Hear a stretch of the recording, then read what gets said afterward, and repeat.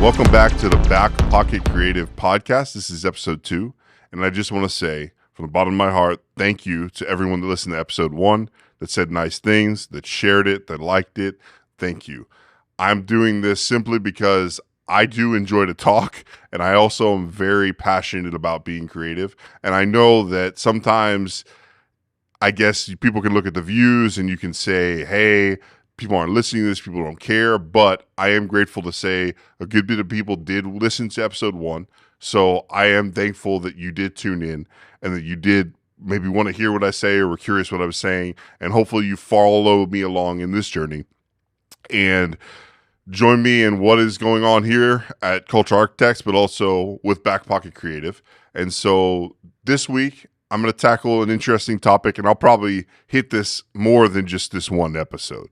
I'm probably going to touch on this maybe even throughout everything, because this is just something that I find very interesting, because there are literally courses and people that sell packets on how to deal with this.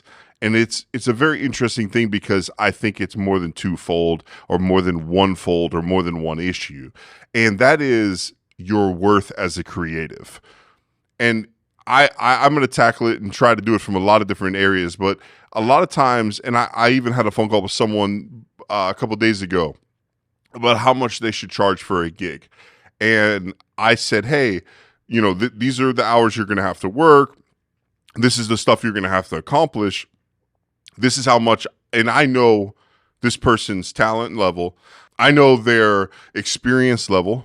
I know everything about this person. So I said, this is what I would charge if I were you. This and this. And you give them a package and you say, this is for this and this is for this. And they came back and they were like, oh, you know, I'm going to do it $100 less. And they gave me a couple of reasons why they were going to do it. And I said, yeah, you might be familiar with the things that you do, but this project, some things may be unfamiliar to you. So now you're selling yourself short because you feel like, oh, it's normal, it's okay. This is how I normally do things. But the people that you might be working for now, they may demand more of you that you're not used to. And so now if you don't compensate yourself, well, now they're just going to take advantage of you, and not even necessarily take advantage of you purposefully, but they may actually take advantage of you because you yourself cut yourself short. So I think a lot of things stem from where you view yourself self-worth wise. And as a creative, this is incredibly difficult. And I know it's difficult because, like I said, there's people selling courses on how to price your stuff. And they always cite that people feel like they're not worth what they're being paid to do. Especially, and I see it so much from the wedding cinematography community, that they'll be like, yeah, you know, I'll do a wedding for $100. And it's like, wait a second. Do you realize you're going to be there for 8 hours in the sun, and then you're going to be editing for 15 hours, and then the bride's going to come back and they're going to want 10 revisions. And it's like, do you realize how much time you're going to be spending in this, and you just want $100, $500? Like, wait a second. Now it's different. It's your first gig. I did my first wedding ever for free. And a lot of times that I do things for the first time ever, I will do it significantly less than I would the next time I do it. But I know my worth. And the way that I've been able to discover my worth is having to change how I defined myself. Because I think I define myself based on other people's opinion of me, right? So was I good in one area? Was I good in another area? Was I bad in an area? And I would hear the praises of people, and they would say, this is what you're good at. This is how you're good. And what it did is it pigeonholed me in one place. And that was production. Hey, you're really good at production. You're really good at producing. And I said, okay. And I stayed in this one place. And I felt like, and I mentioned this on the previous podcast, I've mentioned this before to people that I've talked to when I go to explain my journey as a creative.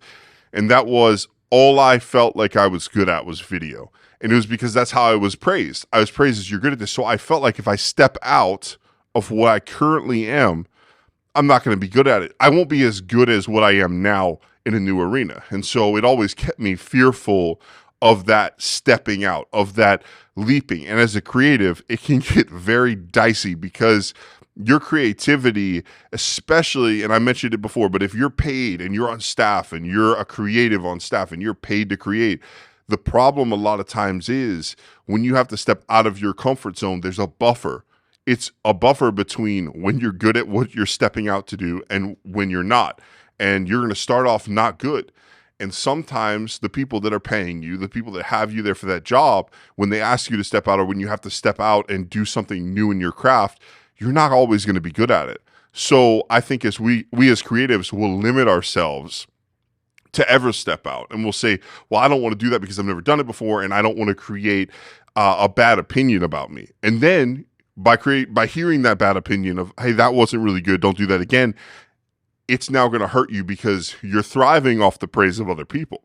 And I'm not saying to ignore people. That's not what I'm saying. I think actually feedback is very good. I think having people around you that can tell you, hey, it's good, but. And as creatives, we hate hearing that. We hate hearing the but. We hate hearing, you're good. It was actually really good. I like this or this. But there was this one part of this, or there's this one part of your painting, or there's one part of the way you built this website, or the one part of this idea, theory that you have. I don't like it. And as creatives, sometimes we can get shriveled up inside and go, oh, I'm not good with ideas, or I'm not good with this, that, and the other of a creative process. And I think sometimes we have to look at it and go, it's okay to grow in an area. I think if you stop growing, you feel like you're the master of what you do, you're done. You can't go any further, because I believe people can think that they're masters at things, but if you don't think you can ever learn something, you've stunted your growth. And at the end of the day, that's fine. If you feel like this is where you want to rest your hat and this is what you'll do for the rest of your life, that's fine. And you will be probably good, especially if what you're doing is bringing in good money, then it's fine. But for me, I have just become never satisfied with just being where I'm at. And so why am I here? Why did I come from what you're worth to here? Is because I think a lot of times we will internalize things that are said to us, feedback, and even feedback that we haven't heard, but we feel like is coming down the pipeline. And as creatives, we'll attach that to ourselves, which then attacks our self-worth, which then is now going to affect how we talk to a client. If we say, this is how much I'm worth, because a lot of times you'll shortchange yourself. And you'll shortchange yourself on time, because a lot of times people will quote people by the hour. But say you're efficient at things. Say that you're the best at what you do, accessible to your client or to the people that you're helping out or whatever it is. Then what you're doing now, if you're efficient at it, now you're selling yourself short if you target yourself as an hourly person. If you say, okay, yeah, pay me, $400 and that's this hourly, and then you finish it really fast. Now, yeah, you may made out okay hourly, but then you look at it and you're like, but then if you paid the person that would take 8 hours to do the job I quoted you for 4 hours, and you're paying them more because they can do something at a slower rate. And so you start looking at things going, you don't want to judge yourself on an hourly basis. You want to judge yourself on what is it worth? What is your time worth? Because this is the thing. Sometimes these jobs as creatives, and actually I say sometimes, but it's all the time for me personally, they will consume me. I get a job and that's all I can think about. I'm thinking about how to execute it right. What can I do better? Especially if it's something that I can prepare for. I'm thinking about it all the time. I'm talking to people. I'm talking to my wife about it. I'm talking to friends about it. It's consuming my life. What's that worth? Because you're not factoring that into your hourly rate. And so, but it's also consuming your life. It's also becoming a part of you. It's taking away time from other things. What's that worth to you? And I think we sell ourselves short a lot of times because we don't factor that in. We don't factor in that being a creative and being operating in this space, and that can be anything. That can be you make pottery. That can be you build structures. That means you edit video, you take pictures, in anything. Are you selling yourself short as a creative, as someone that is problem solving? Are you selling yourself short because of the praises or the negativity of others? And I get it. I think being scared of what someone thinks of you can a lot of times impact how you think of yourself. And so I think the problem is a lot of times what I've seen for myself is if I live off the praises of others, I die off the rejection. And so the 7 good, yeah, this is great, the praises, and then that one, I didn't like this, that can kill me because all I'm doing is living off of the attaboys. And listen, Attaboys are good. Attaboys are good. And hey, this wasn't that great, that's good too, because hey, that means we can improve. That means we're not the best at what we do. But I think if we allow that to affect our self-worth, we can allow it to then come across when we go to get paid for something or compensated for something. We can allow it to take root in us and then say, you know what, I'm not really worth this much. I'm worth this much. And then we shortchange ourselves. And so, like I said, this is a very hot topic I see creators talking about all the time. And I think what it really stems from is how you view yourself. And if you're confident in everything, I totally get it. I understand it. But it took me a long time and even sometimes I struggle at giving a quote because I'm like, it's not that I'm trying to think, what will that person accept from me? It's trying to say, do I value myself enough to ask for this? And I've had people, I'll do a quote and someone will see it before it goes out. And that's something I suggest is if you ever quote somebody, give it to somebody you trust, say, does this make sense? Because I had somebody, I quoted something and somebody looked at it and goes, add $300 more to it. You're worth more than that. And I'm thinking, no, it's okay. And they're like, no, you need to add $300. And I said, okay. So I did it and it gets approved and it's fine. But I think what I've seen too, working with a lot of different people is even in the volunteer environment, in the church and stuff like that, people's self-worth in the volunteers can be, and as someone that was a volunteer at a church for a very long time, my self-worth was always anchored in someone else's opinion of me. And I think the dangerous part of that is the times that I had to get corrected in what I did. I had two choices. I was either going to be bitter at that person or I was going to become bitter at myself and go, you're not good. You're not good at what you do. You're not good at anything you do. You're never going to get better. Or I'm going to look at that person and be like, you don't know what you're talking about. I am good. And meanwhile, that person has something good to say. They have a good critique. And I've been in this situation where someone came to me and they said, and I was like, no, you're wrong. And in essence, what they were saying was 100% correct. But I rejected it because I didn't want to hear what they had to say because I felt like I'd arrived. And I think the problem I have found as a volunteer, because you're not getting paid, the way that you can sometimes get paid is in attaboys. Hey, you did great. And I think the dangerous part of living off of that is you become addicted to it. And it's like a lifeline. And if you don't believe in yourself, and that's what you're living off of, it's going to become a very difficult thing for you to disassociate when things don't start going your way.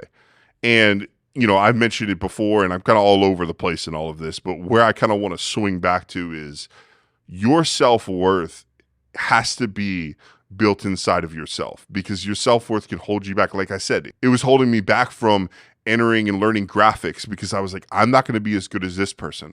So I'm not even going to try to do it because it's not going to be as good as what I know how to do and what I'm good at. And so it held me back from that. So I didn't learn how to Photoshop. And I'm saying I didn't know how to open a template up and adjust things in a template because I was so not about it because I had set this thing up where I can't do it.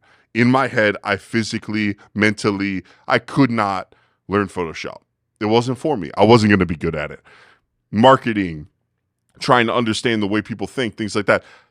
I can't do that. Social media, I can't do that.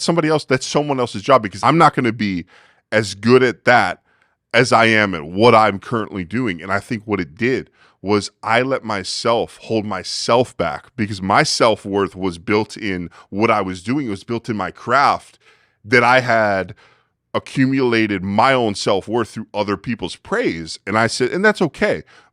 It is what it is.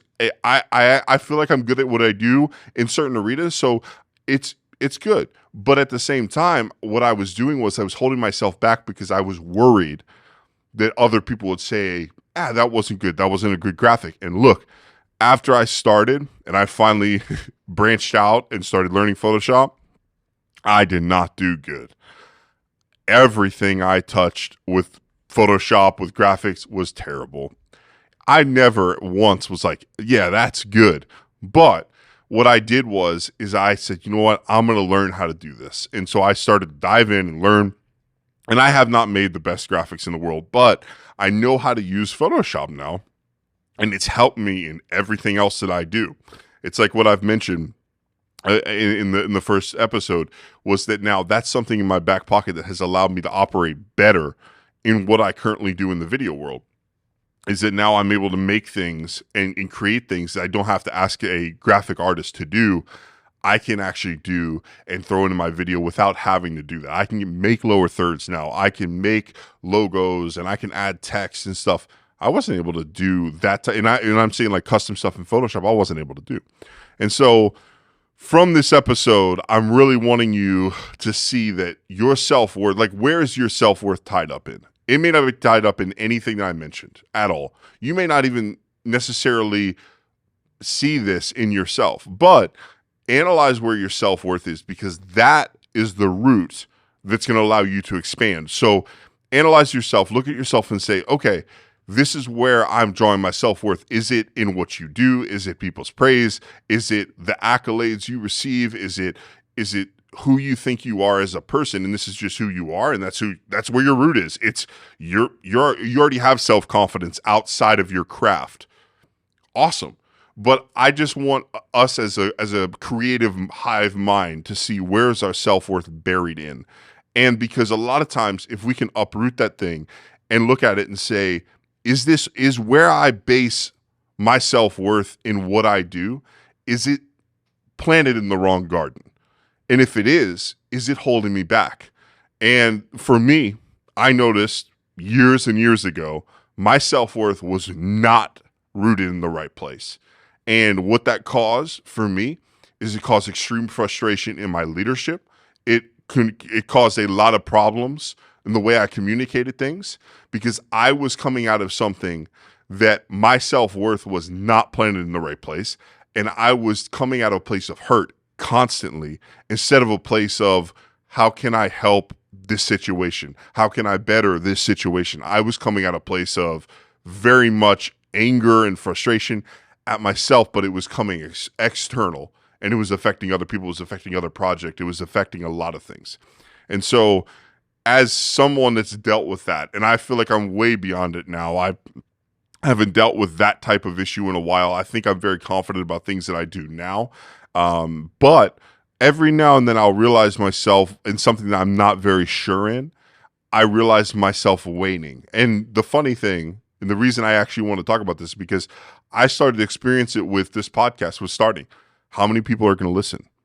Are 5 people going to show up? And then I had to go, okay, that's not where I am. That's not where my self-worth is determined. That's not where I determine this is a success. Where I determine this project is a success is if at least one person can come away with something that helps them creatively, and even in their life, even if they're not, even if you don't see yourself as a major creative, but you can take a principle away from this.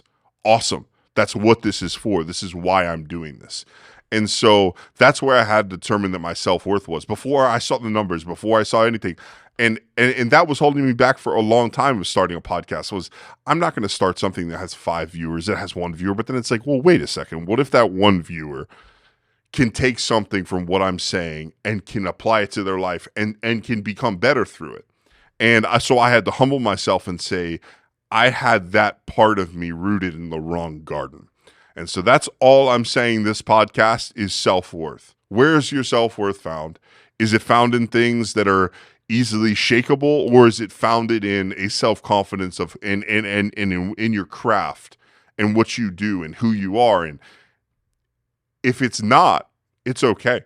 There's a process, and you just have to simply slowly and surely chip away at that problem and fix it. And all you have to do is just start being more confident. Start saying no more. Start appropriately pricing yourself, not just money, not just monetarily, but your time. Where you used to give 8 hours to somebody or to a project, just give 4. Don't pour yourself out on things just because it's feeding your self-worth. Because that's something I saw as a volunteer. I would feel like I had to give all of my time, because if I didn't, how did people know that I cared? How did people know that I was good if I didn't pour all of my time out? You need time to yourself. You need time to chill out and to be you and to find yourself. And so that's what I really want to encourage you with. I hope you enjoyed the episode, and I hope you join me for the next one and on this journey. So I'll see you next time.